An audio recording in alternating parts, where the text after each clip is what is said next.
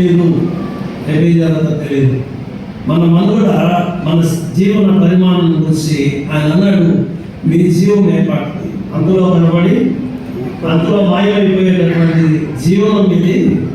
కనుక ప్రతి నిమిషం, ప్రతి గడియ, ప్రతి దినం దేవుని మీద ఆధారపడి బ్రతకండి, విశ్వాసకులు కోల్పోవద్దు అని చాలా స్పష్టంగా యాకోబు మాటలు వింటాం.